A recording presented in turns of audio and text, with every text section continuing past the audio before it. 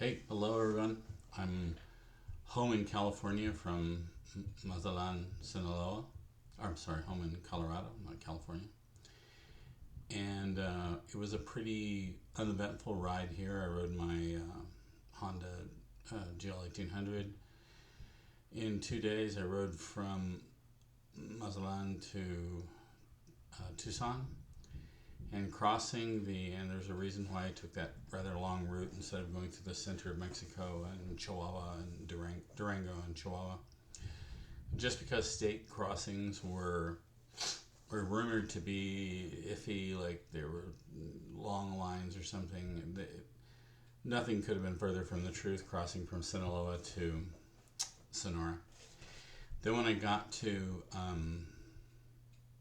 the border, the national border, there was no issue at all. They didn't ask me any unusual questions. They just said, "Do you have any meat or vegetables or yada yada?" You know, the stuff they always ask. And they said, "Welcome home." There was, of course, no queue whatsoever. I crossed in Nogales, Sonora, into Nogales, Arizona, and I crossed using the downtown or Centro crossing. There's two crossings in Nogales. One is sort of outside of town and more commercial, and the one I used is in Mazatlan Central. So I stayed overnight in a Days Inn in Tucson, which was, the check-in was a little odd. It was, you had to do business through the window and all that. And then I went to the convenience store next door, and you had to do business through the window also. But that was it.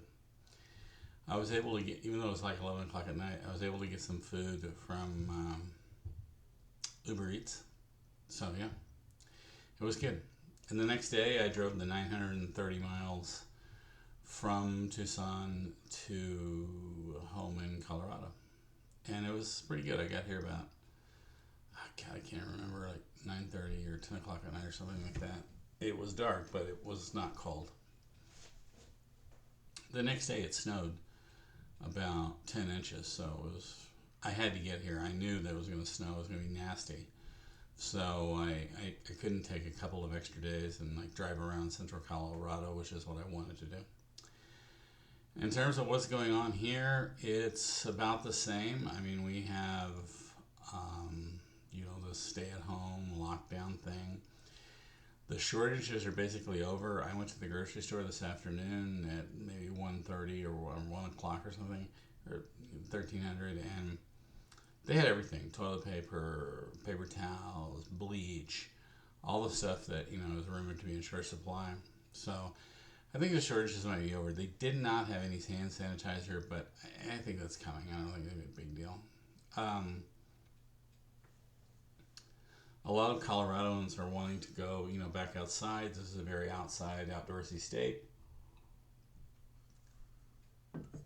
But I hope they're sticking to it because now is not the time to get in. This cold snap we just had is going to give the virus a little bit of a boost, and I think we should, just hang in there another while, a few weeks or whatever it takes. Because this stay at home is having a major impact on the spread of this virus. So, yeah. On other matters, I'm really disappointed that, we have to pick between Joe Biden and Donald Trump for president. It sucks. I don't like either one of them. I'm going to vote for Joe Biden, obviously, but ugh. I thought it was a great opportunity to elect a progressive, just as I thought it was a great opportunity to elect a woman last time, which we did not do. I don't think progressives are going to show up for Biden. I'm going to vote for him for sure, but I think in mass, progressives won't show up. We'll see. I hope they do, because I don't want to see a 7-2 Supreme Court, but I don't know. I mean, Ruth Bader Ginsburg can't live forever. So, other news is we have the most snow of any winter in recorded history here. We broke the record from 1908, 09, at 145 inches. That is a lot of snow. Um, our last snow on our gauge here was about 14 inches, and it was super wet and heavy and just nasty. And that's about it. I'm glad to be home, glad to see Lulu, taking the dog for a walk, all that stuff.